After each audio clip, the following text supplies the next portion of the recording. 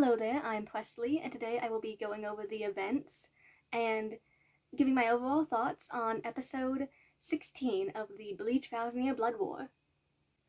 Now, this episode covers chapters 552 to 554, so only 3 chapters in total, but that is because there is a lot of anime-only content in this episode.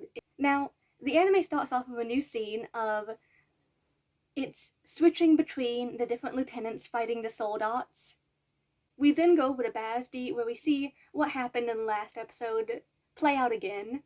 We then switch over to see Shuhei running away from some soldates, and we also see Ikaku and Yumichika as well in some other location. Then, of course, we cut back over to where Basby is, and like we saw last episode, we see Kang-do arrive. This time, though, we do see him throw Matsumoto on the ground. He's already taken down Matsumoto. Then, of course, we have the reveal of Kang-do's Swift, which is the Iron. And then we see him activate Toshiro's Bankai that he stole. We then cut back over to Mayuri, where we see the conversation that him and Kisuke were having, at the end of last episode play out again. And then the opening theme plays. We then have Kisuke mentioning that he's figured out a way to restore the stolen Bankais. Of course, before he can explain that, Mayuri cuts him off, because, Mayuri doesn't like that Kisuke has put a communication device somewhere on his clothes without his knowledge. But that doesn't matter, because Kisuke then immediately comes through a portal right after that, because, he was already heading there when he called. And then they enter Mayuri's lab, where they start discussing things, and Kisuke starts explaining. And Kisuke shows Mayuri these little black pills, and he starts explaining how he's made these, and how he's came to this realization about what they need to do. And of course, Kisuke's main thing he brings up here is that the best way that they could get their Bankais back would be holification. Technically, well, more specifically, temporarily holification. Because, Quincy's and hollows just don't go together. Hollows are essentially somewhat poisonous to Quincy's. Of course, the Department of Development and Research is able to set up a line of communication, and with that, Kisuke starts talking to everyone, basically explaining that, hey, these black pills have just appeared near you. Touch them. With your hand, with your sword, anything works, and it will be absorbed into your soul. And, it'll help you reclaim your stolen Bankai. We see it being absorbed into a few characters. We see it being absorbed into Hitsugaya. We see blood. We see a gush of blood, and we see that one of Hyorimaru's wings have fallen off of Kang-do. And we see that same wing has reappeared on Hitsugaya, as he's standing up to face Kang-do.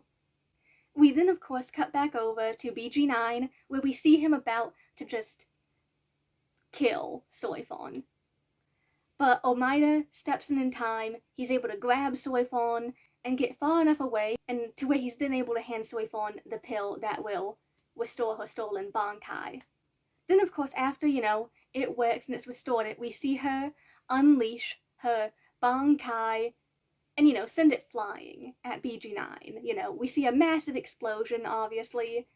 We then cut back over to Hitsugaya and Kang-do fighting. We see them exchange blows back and forth for a bit, and then we see where the other wing has finally fallen off of Kang-do, and we see where it's reappeared on Hitsugaya, and he unleashes one final attack at Kang-do, which encases him in a cross-shaped ice flower. Hitsugaya, of course, tries to walk over to where Rangiku is, but he, of course, passes out before then. Then, in a scene new to the anime, we see a bunch of soldat surrounding Shinji. Then we see Shinji unleash his Bankai. We see Shinji being enclosed in this space, and then of course we see all the soldats suddenly turning on each other and, inflicting harm on each other, which are of course the effects of Shinji's Bankai. We see the walls around Shinji come down, and we then see Shinji cut down the one soldier that got fairly close to where he was. We then cut over to a scene which is, one, both expanded upon in the anime, and two, technically occurs a bit later than the chapters I mentioned earlier. This scene's only a few panels in the manga, and it occurs in the beginning of chapter 559, where we see Yumachika and Ikaku sitting by some rubble. They're talking back and forth for a bit, and we see Shuhei Hisagi alive, Then, of course, we see Mask the Masculine just come down from the sky out of nowhere. We see Ikaku and Yumachika, they go in both together in an attempt to land an attack on him.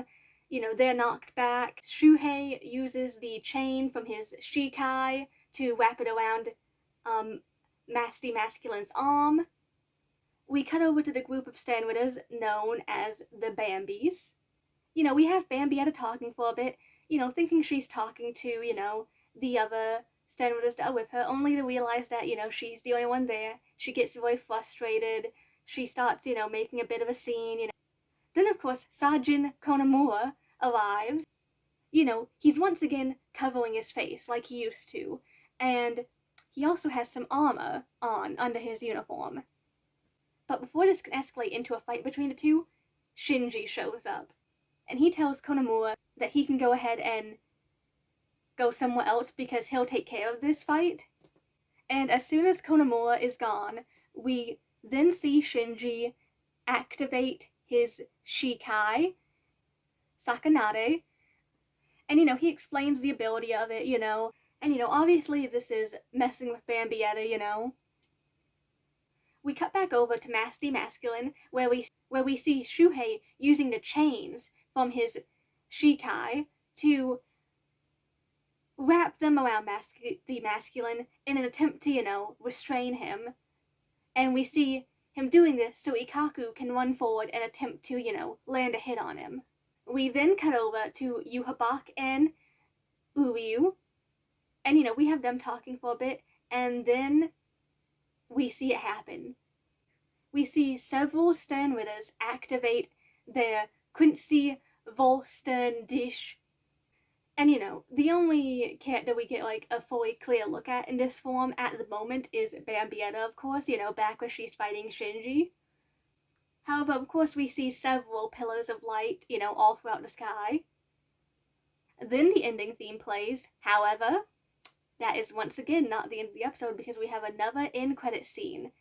Once again featuring Ichigo in that long winding pathway area. We see him near that shrine gate that is there, and one thing we see start to happen as he's walking is we start to see flashes. More importantly, very important flashes of the Soul King's history and backstory. These very clearly start to become a bit clearer for him the further he goes. Now, of course, the ending poem for this episode is from Volume 62, which is obviously from Sajin Konomura. Now, I thought the episode was great. Now, of course, I will start by going over the thing that I loved the most from this episode, which is the addition of Shinji's Bankai. Now, the thing that makes this so great is that we never get to see Shinji's Bankai in the manga. We never find out what it is. We just don't know by the end of the manga. That being said, we do find out about it in the Can't Feel Your Own World light novels. Well, I'm going to end the video here. I hope you have a fantastic week. Thank you for watching. I'll see you in the next video. Bye!